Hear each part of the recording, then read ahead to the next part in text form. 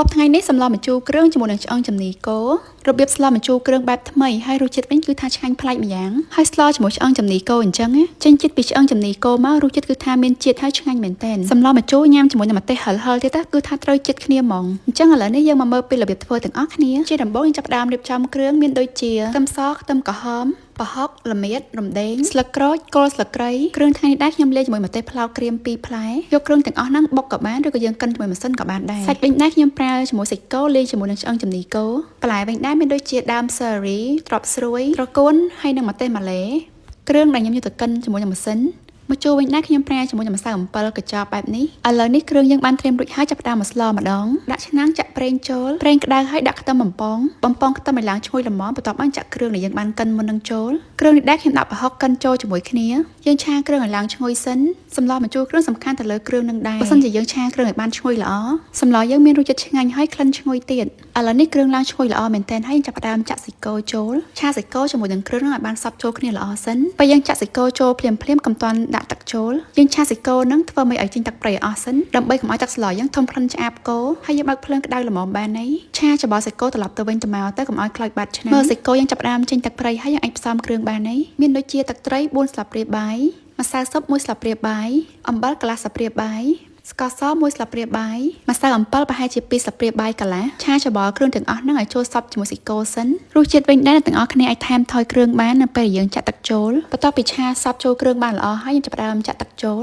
ទឹកនេះដែរខ្ញុំដាក់ចូលចំនួន4ចានសម្លម្ជូរថ្ងៃនេះដែរខ្ញុំអត់ដាក់ទឹកច្រើនពេកទេបើអ្នកទាំងអស់គ្នាចង់បានទឹកសឡច្រើនអាចបន្ថែមគ្រឿងហើយបន្ថែមទឹកតាមនឹងបានរំងាស់សាច់រយៈពេល20នាទីឲ្យឡើងផុយសិនសាច់យើងផុយល្មមហើយចាប់ផ្ដើមដាក់ដើម celery ចូលទៅមុនហើយនឹងត្រប់ស្រួយដាក់បន្លែពីរមុខហ្នឹងឲ្យឆ្អិនពុះសិនចាំយើងដាក់តកួនចូលតាមក្រោយគ្រាន់តែទឹកស្លពុះគឺថាឡើងក្លិនឈ្ងុយមែនតែនចេញជាតិពីឆ្អឹងចំណីគោមកធ្វើទឹកសម្លយើងគឺថាមានជាតិហើយឆ្ងាញ់ហ្មងឥឡូវនេះបន្លែក៏បានឆ្អិនសាច់គោក៏ផុយល្អទៀតចុងក្រោយចាប់ផ្ដើមដាក់តកួនហើយនឹងម្ទេសចូលត្រកួនគឺលះឆ្អិនអញ្ចឹងយើងដាក់ចូលហើយយើងអាចបិទភ្លើងបានហើយសម្លម្ជូរគ្រឿងនេះបើអ្នកទាំងអស់គ្នាមានម្រះព្រៅដាក់ចូលក្នុងសម្លទៅធ្វើឲ្យសម្លយើងមានរសជាតិកាន់តែឆ្ងាញ់ចូលចិត្តសម្លម្ជូរគ្រឿងអាចសាកធ្វើតាមវិធីនេះបានណាអញ្ចឹងវីដេអូធ្វើម្ហូបថ្ងៃនេះដែរគឺមានតែប៉ុណ្្នឹងទេបើអ្នកទាំងអស់គ្នាមានចម្ងល់អីអាចសួរបាននៅក្នុង comment អរគុណអ្នកទាំងអស់គ្នាសម្រាប់ការមើលវីដេអូពីដើមរហូតដល់ចប់បាយបាយ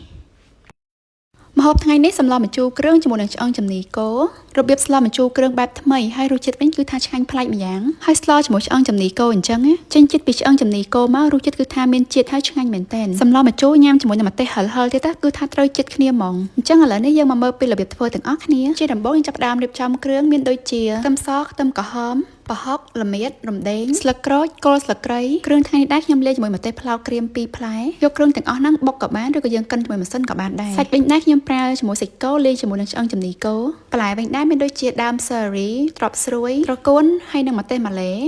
គ្រឿងដែលខ្ញុំយកទៅកិនជាមួយនឹងម៉ាស៊ីនមកចូលវិញដែរខ្ញុំប្រើជាមួយនឹងម្សៅអំពិលកញ្ចប់បែបនេះឥឡូវនេះគ្រឿងយើងបានត្រៀមរួចហើយចាប់ផ្ដើមមកស្លម្ដងដាក់ឆ្នាំងចាក់ប្រេងចូលប្រេងក្តៅហើយដាក់ខ្ទឹមបំពងខ្ទឹមឲ្យឡើងឈ្ងុយល្មមបន្ទាប់បានចាក់គ្រឿងដែលយើងបានកិនមុននឹងចូលគ្រឿងនេះដែរខ្ញុំដាក់ប្រហុកកិនចូលជាមួយគ្នាយើងឆាគ្រឿងឲ្យឡើងឈ្ងុយសិនសម្លម្ជូរគ្រឿងសំខាន់ទៅលើគ្រឿងនឹងដែរបើមិនជាយើងឆាគ្រឿងឲ្យបានឈ្ងុយល្អសម្លយើងមានរសជាតិឆ្ងាញ់ហើយក្លិនឈ្ងុយទៀតឥឡូវនេះគ្រឿងឡើងឈ្ងុយល្អមែនទែនហើយចាប់ផ្ដើមចាក់សាច់គោចូលឆាសាច់គោជាមួយនឹងគ្រឿងនឹងឲ្យបានសព្វចូលគ្នាល្អសិនពេលយើងចាក់សាច់គោចូលភ្លាមៗកុំទាន់ដាក់ទឹកចូលយើងឆាសាច់គោនឹងធ្វើមិនឲ្យចេញទឹកប្រៃអស់សិនដើម្បីកុំឲ្យទឹកស្លយើងធំក្លិនឆ្អាបគោហើយយើងបើកភ្លើងក្តៅល្មមបានហើយឆាច្បល់សាច់គោត្រឡប់ទៅវិញទៅមកទៅកុំឲ្យខ្លោចបាត់ឆ្នាំមើលសាច់គោយើងចាប់ផ្ដើមចេញទឹកប្រៃហើយយើងអាចផ្សំគ្រឿងបានហើយមានដូចជាទឹកត្រី4ស្លាបព្រាបាយម្សៅស៊ុប1ស្លាបព្រាបាយអំបិលកន្លះស្លាបព្រាបាយស្ករស1ស្លាបព្រាបាយម្សៅអំពិលប្រហែលជា2ស្លាបព្រាបាយកន្លះឆាច្បល់គ្រឿងទាំងអស់ហ្នឹងឲ្យចូលសព្វជាមួយសាច់គោសិនរសជាតិវិញដែរទាំងអស់គ្នាអាចថែមថយគ្រឿងបាននៅពេលយើងចាក់ទឹកចូលបន្ទាប់ពីឆាសព្វចូលគ្រឿងបានល្អហើយយើងចាប់ផ្ដើមចាក់ទឹកចូល